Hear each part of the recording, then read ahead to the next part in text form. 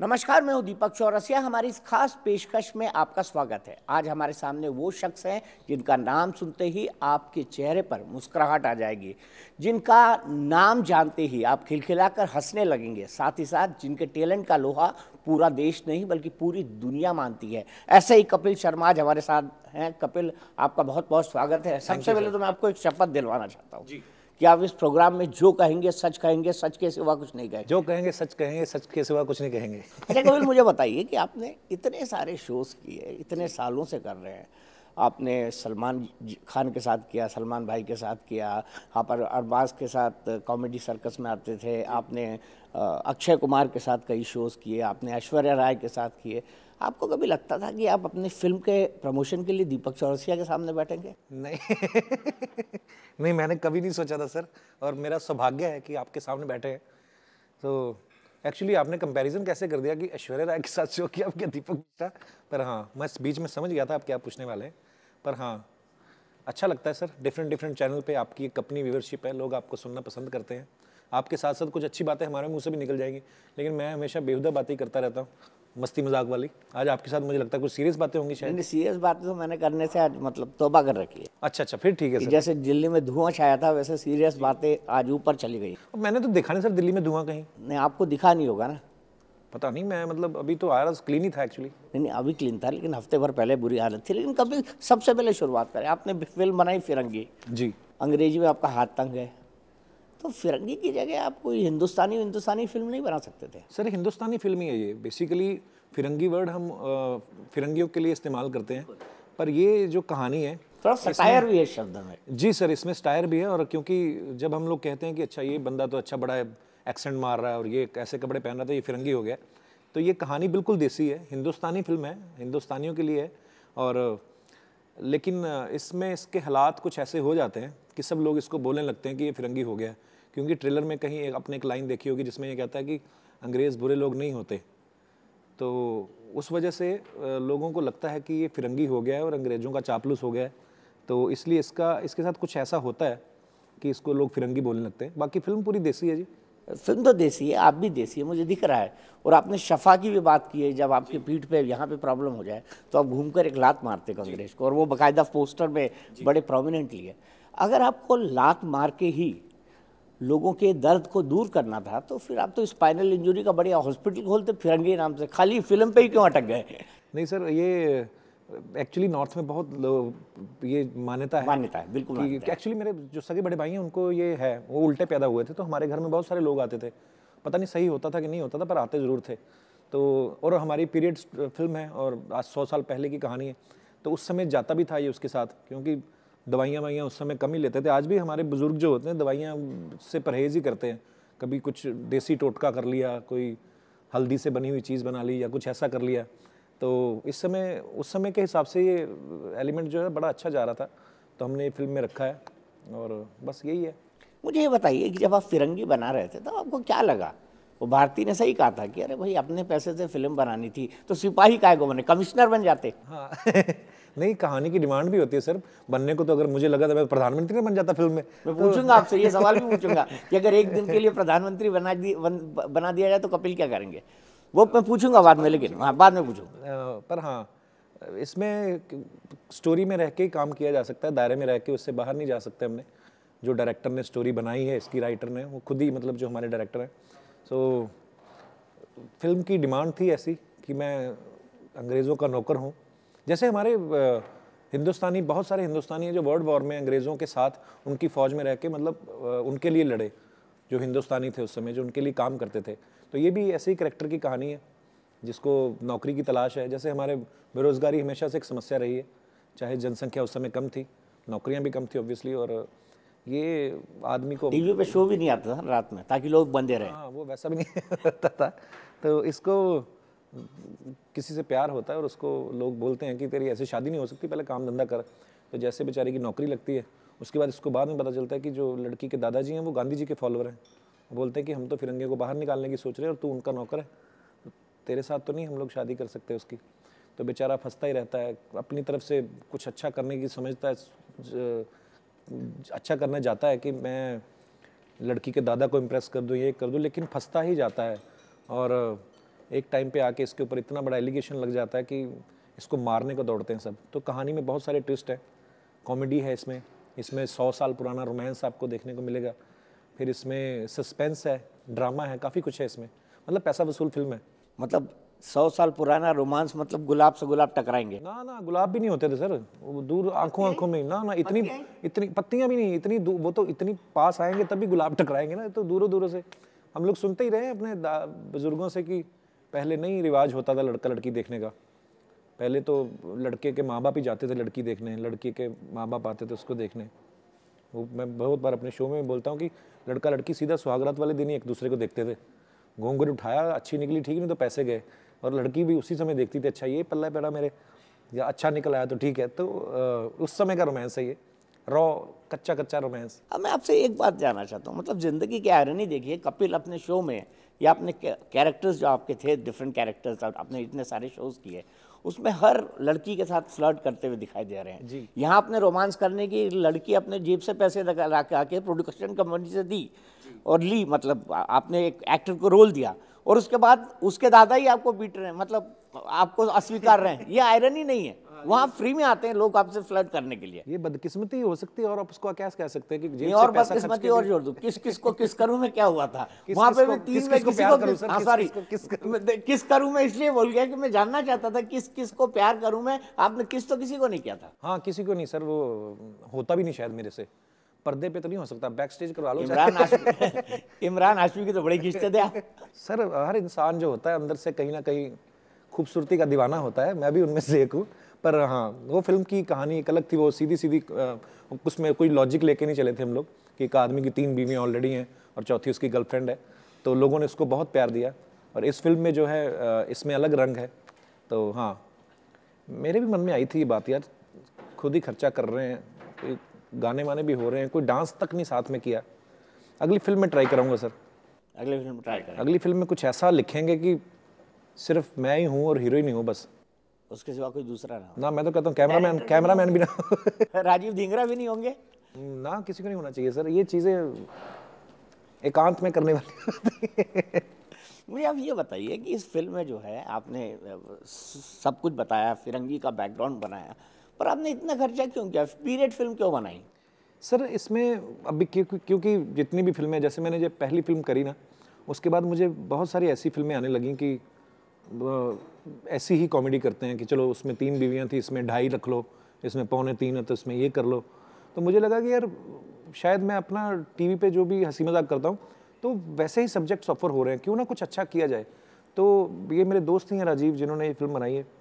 तो इसका one liner बड़ा अच्छा था कि हम लोग पीरियड में जाके फिल्म बनाएंगे, लेकिन कोई भी ऐसी दुखांत चीज़ का वो नहीं करेंगे इसमें कि, हालांकि क्योंकि उस समय जो पार्टीशन हुआ था 47 में और जलियांवाला बाग का जो प्रकरण हुआ था, वो सब चीज़ें बड़ी दुख देने वाली हैं।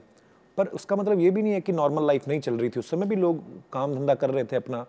और सबसे बड़ी बात जो मुझे अच्छी लगी कि जब आपके घर में प्रॉब्लम है, जब आपको लगता है कि आपके पास काम धंधा नहीं है, 3 बहनों की शादी होने वाली है, घर में रोज़ इसी वजह से झगड़े होते हैं कि काम धंधा क्यों नहीं करता, इतना तू बड़ा हो गया है, तो उस समय इंसान को सबसे पहला जो थॉट आएगा मेरे ख्याल से यही आएगा कि मैं पहले अपनी रोज़ी रोटी की चिंता करूँ।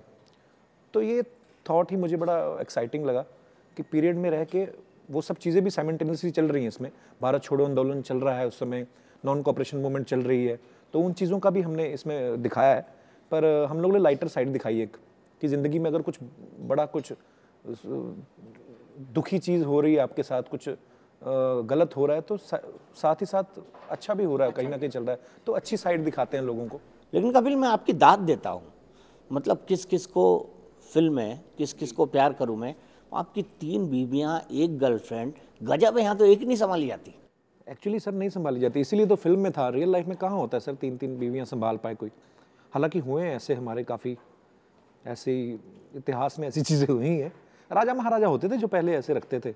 हमारे इस फिल्म में भी आपको देखने को मिलेगा, हमारे जो राजा का किरदार निभा रहे हैं कुमुद मिश्रा, उनकी काफ़ी इसमें बीवियाँ हैं। पर मुझे लगता है वो हैंडल कर लेते थे शायद। बड़े बड़े महल होते थे। कैसे हैंडल कर पाते हूँ, मैं यही सोचता रहता हूँ, क्या हैंडल कैसे करते थे? मैं भी कभी कभी सोचता हूँ। फिर मुझे लगता है कि इतने बड़े बड़े महल थे उनके, मेरे ख्याल से एक बीवी को दूसरी के बारे में पता ही नहीं चलता होगा, शादी करके कब महल में घुस गए, उसको वहाँ ठहरा दिया, उसको वहाँ ठहरा दिया। करते होंगे मैनेज सर। बॉम्बे में इतने बड़े घर नहीं होता ना। मुंबई में नहीं होता बस। मुंबई में नहीं होता। मुंबई में तो एक ही बीवी आपसे टकराती रहती, घूम फिर के छोटे छोटे फ्लैट हैं। नहीं, छोटे छोटे, वहाँ पे भी आपने 3 ले ली थी किस किस को में, और वो भी वही बगल बाजू फ्लैट में। और वो राइटर की क्रिएटिविटी थी कि एक ही बिल्डिंग में तीनों बीवियों को रखो, क्योंकि ऐसा होता है एक्चुअली मुंबई में। एक फ्लोर पे आप एक दूसरे को मुश्किल से जानते हो, ऊपर वाले फ्लोर में कौन रह रहा है, नीचे वाले फ्लोर में कौन रह रहा है, पता ही नहीं चलता लोगों को। लोग बिजी इतने हैं, इतनी भाग दौड़ भरी लाइफ है। मैं आपसे ये जानना चाहता हूँ, बीच में बड़ा आया था कपिल ने बड़ा वेट पुट ऑन कर लिया है, फिर कपिल डाइट पे चले गए, कपिल ये चले गए, फिर मुझे मालूम पड़ा आप सैलेड डाइट लेने लगे। फिल्म के दौरान सर ऐसा हुआ था, उस समय बहुत भागदौड़ भी थी। मैं वेजिटेबल जूस बहुत पीता था उस समय, सैलड ये वो, तो मैंने वेट बहुत कम कर लिया था उसमें। आदत नहीं है ना शुरू से इतना वेट कम करने की। जब आप फिल्म में अगर आपको समय लगे आप देखने जाइएगा तो उसमें काफ़ी मैं छरहरा बदन लेके आ रहा हूँ। तो हाँ, फिल्म के दौरान कम किया था। छरहरा। तो फिल्म के दौरान काफ़ी कम कर लिया था, पर जैसे ही पैकअप हुआ उसके बाद फिर मैंने खाना पीना शुरू कर दिया था। मुझे लगा ठीक है, अब दोबारा जब नई फिल्म करेंगे तो कर लेंगे। छोले भटूरे और लस्सी। हाँ यार, अभी भी मैं यहाँ पे दिल्ली में भी जाने वाला था, मुझे टाइम लगा नहीं। एक जगह है यहाँ पे, चलो वो बाद में बात करते हैं। तो मुझे ये बताओ कपिल, आप बहुत सारी चीज़ों के लिए मतलब एक प्रणेता जिसको कहा जाए, आप कई सारी चीज़ों के बिगनर रहे हैं। आपने स्टैंड अप कॉमेडी शो को इस नई ऊंचाई तक पहुंचाया, आपने कई सारे नए नए लैंडमार्क तय किए, लेकिन उसके साथ उतार भी रहे तो चढ़ाव भी रहे। हर किसी की ज़िंदगी में रहते हैं, हमारी भी ज़िंदगी में रहते हैं।